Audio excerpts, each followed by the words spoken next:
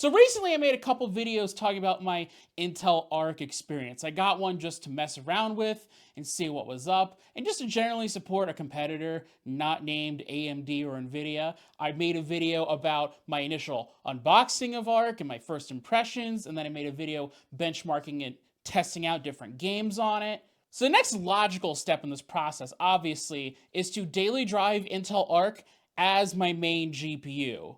I think YouTube has pretty thoroughly tested Arc at this point. Every sort of obscure game or different scenario hooked up to a 4K 120Hz gaming monitor just to really see what this thing is possible about. So my thought process was more along the lines of, what would a daily driven Arc experience be like for just kind of like the average Joe with a computer? That theoretically, if you were to buy a pre-built with one of these in there, what would your experience just be like? Because the average user experience is really important for Arc, because it's not just hardcore enthusiasts that are going to be buying these things. These things are going to end up in pre-builts at some point. Now, coincidentally, I actually have so many old parts from just upgrading over the years, from having my current PC, just from things breaking or upgrading to more powerful components, that it was only a couple things short from having a full machine. So I decided, hey, why not just build another machine and daily drive Arc on that? The second setup consisted of a Ryzen 3700X cooled by a Cooler Master Hyper 212 with 32 gigabytes of DDR4 3200 memory from Corsair, running off a X570 Aorus Pro Wi-Fi motherboard with the A770, obviously, and 1 terabyte of SSD storage. Now, obviously, all these DIY components put into this machine might not entirely be comparable to a pre-built that you would buy in current year. But I don't know, the Ryzen 3700X is approaching to be 4 years old, and so it might not actually be that far off from components in terms of multi-core performance that you could buy in like kind of a decent pre-built today. For the display, I decided to use one of my old NEC monitors, so it's a 1920 by 1200, 16 by 10, 60 hertz monitor I had previously used. Now, you might be looking at that monitor and that I might be giving a little bit too much to the A770, given how powerful the card is, that it should be powering something more like a 1440p or 4K monitor. But my counterpoint to that is, taking out the monitor is kind of the point. The point's about the daily driving experience. It's about software issues. It's not about performance per se. Arc also has this magical ability sometimes where you can set the bar really low of your expectations of it, and it still doesn't even clear that. All right, let's get some of the basic stuff out of the way. Just using the Windows desktop, since even the Windows desktop is like a little bit GPU accelerated in the past like 10 years or so. Stuff like web browsing and email writing. How is that? The experience is fine. It seems pretty indistinguishable from a light Windows experience on a machine that only has an Intel CPU with integrated graphics, so something like my mom's laptop. One thing that really drove me up the wall was the Intel Arc overlay, the software that you use to kind of control your GPU. This overlay really does not play nice with really almost anything else in Windows, and it's very frustrating to use. It's already pretty frustrating to use a PC because there's so many programs that do not play by Windows rules of window management and resizing and moving things around. Stuff like Corsair iQ or DaVinci Resolve or AMD Adrenalin software just says, screw it, I'm doing my own thing. And Intel software is probably the worst at it, dear God. Although I will give Intel the slightest modicum of credit here, because they do actually kind of seem to care about the user experience even slightly. Their default hotkey toggles for Arc Overlay don't really seem to conflict with any major productivity software, at least any ones that I own. Compared to AMD, their default hotkeys conflict with like every piece of software I own. I may be doing something in Photoshop, I press a key combination, and then some AMD thing turns on. But let's actually get to a little bit of gaming on this thing. I actually beat a game on Arc, surprisingly, which is SpongeBob Battle for Bikini Bottom Rehydrated. I had bought the game on sale a while ago, and I kept procrastinating actually playing the game because I love the original game so much. But I decided with this experiment, hey, why not just like play it now and just finish the game? And it was a pretty breezy dozen or so hours. Now, like my game benchmarking video, a lot of the game has these weird graphical rendering errors that you can very easily spot, that even if you haven't played the game on any other graphics card or console or anything, that you can just kind of tell that something wrong went with the rendering. Although this game's kind of inherently jank anyways, even if you did play it on like the most stable console version, so I didn't really care that much. The next game I played at ARC was this little fantastic indie game called A Short Hike. I actually was wrapping up doing a lot of the post-game content for it. Now, I was actually a bit worried about running A Short Hike, not because of like any API stuff or anything, but just because it was an indie game. Indie game developers tend to be much more limited on resources when it comes to like optimizing for certain things or really. So I was worried that if I run it on an architecture that hasn't existed ever, that the game might not run. But I was actually very surprised to see the game running on Arc, but actually I had no issues with it. Game ran perfectly, flawlessly. Again, it's very lightweight, so I hit that 1080p 60 target. That's not to say that my entire gaming experience was problem-free either, though. Against my own best judgment, I decided to download Fortnite because, hey, the big ray tracing update came out while I was daily driving it. Might as well try it on Arc, see how the ray tracing looks, and oh my god. Now, despite me setting Fortnite to DX12, which would give Arc the best chance to succeed, the game just kept crashing on me.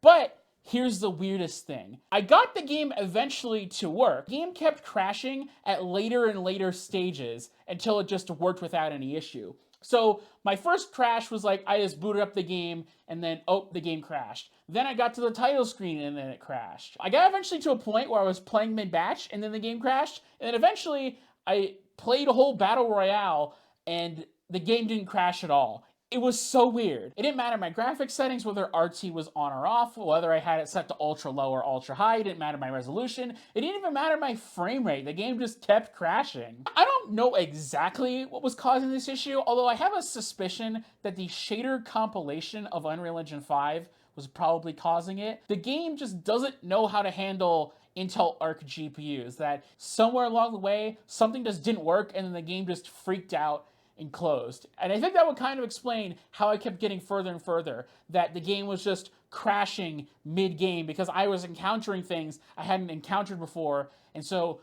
it was shader compiling, and then probably something went wrong with the shader compiling, and then uh-oh. I also decided to test out Black Mesa again because Intel just straight up changed how DirectX 9 worked during one of the driver updates. So my understanding is, on launch of Arc, Intel was using Microsoft's DirectX 9 to DirectX 12 translation layer. Problem is, that translation layer is kind of terrible, and Microsoft doesn't really even support it that much themselves. So what Intel decided to do was to switch from Microsoft's awful translation layer to DirectX on Vulkan. Basically, how people are able to even play games on Linux in the first place. And yeah, the game still looks pretty rough on Arc, but hey, at least the game renders now, instead of just being a black screen. Yay! Alright, let's move away from gaming. Let's talk about some more miscellaneous things I want to cover. I tried using Folding at Home, you know, the program that uses your CPU or your GPU to solve complex equations related to finding breakthrough medical discoveries. Yeah, that doesn't work on Arc. Yeah, when I tested it in December of 2022, it didn't work on Arc at all. Also, trying to set your PC asleep on Arc straight up doesn't work. In my experience, at least with my particular hardware combination, what happened is I would set my PC to sleep, I would wake it up, and everything seemed fine at first, but randomly the screen would black out. Second or two where the screen would go black and then come back. I've never seen anything like this before. It's so weird. And really the only way to fix it is just turn off the computer and then turn it back on. But this last weird thing that happened to me, I think is like the perfect encapsulation of the Intel Arc experience in general. So when I upgraded from the initial drivers that were available at launch to the next set, which was this driver number right here, because I refuse to say it out loud because Intel's driver naming scheme is really bad. Now at first, everything seems totally fine. That is, until I tried to watch a video encoded in H.265. See, the H.265 decoder broke. I mean, I thought it was just a specific problem with DaVinci Resolve when I first found this problem, because it was showing like a screen of literal green. So I'm like, okay, maybe it's just DaVinci being weird. Let's go look at VLC Media Player. Oh no, it doesn't play back in that. I try Windows built-in Media Player. Oh no, it doesn't work at all either. And then I'm like, okay, I'm working on a video. Let's try exporting it then. Let's just see what happens.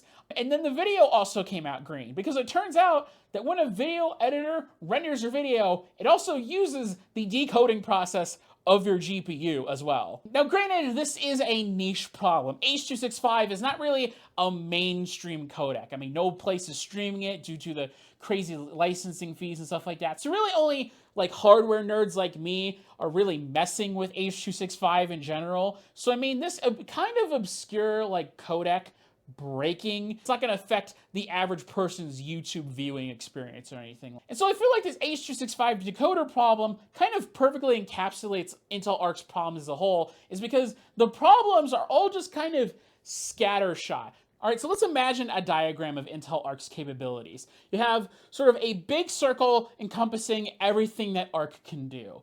And then you have a smaller circle inside of it that is sort of like that iGPU heritage and functionality, right? And so in your rational PC expert mind, you're thinking, okay, the stuff in the outside circle might not work because obviously it's their first time doing a graphics card. That makes sense. But the iGPU functionality, you know, stuff like sleep functions or the encoders that already exist in there, that stuff should not be a problem at all, because Intel has a long legacy of working on this kind of stuff with iGPUs, and that should be the one thing that they don't screw up. And so when you're like me, you have that rationale thought process, you're very surprised when that inner circle that you expect to not have problems has problems. And it's frustrating because I know these cards can excel at things because I've tested them. Devil May Cry 5 plays amazingly on a graphics card like this at this price point. But we have issues just all over the product stack, from pushing it to its limits down to the most basic functionality of like trying to make your computer go to sleep. It just makes the experience feel so sporadic and really pushes people away from adopting this brand as a legitimate third competitor. So I guess my conclusion and takeaway from having daily driven this thing for 2 months is that, yes, I can see the Intel Arc experience has been noticeably improving over the short time that I've owned it. Intel is very dedicated to try to improve the experience of this for PC users, as seen with the DXVK update. But I still cannot recommend these cards for the average user because the problems are so deep into the card that even a casual experience is going to be super annoying. I deliberately put limitations on my daily driving experience so that way I know I wouldn't run into issues. I was using it in the way that I think most people would, like using the internet, using, you know, certain popular programs, playing a game every once in a while. I don't think that's that ridiculous of an ask to not have problems with. I'm not putting it into obscure benchmarking scenarios where the problems of the card become apparent. And yet, I was finding consistent new problems nobody else had seen before, or at least I didn't find anybody else talking about. So anyways, guys, that's it for the video. I wish I could have said something nicer about Arc after having daily driven it. I mean, for most things, it's been fine, but it's just the specific things that are causing issues just really frustrate me. But anyways, that's it, and have a good day.